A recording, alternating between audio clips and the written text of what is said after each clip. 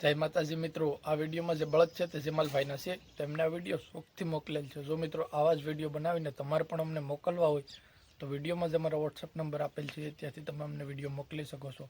okay મિત્રો, જય કાન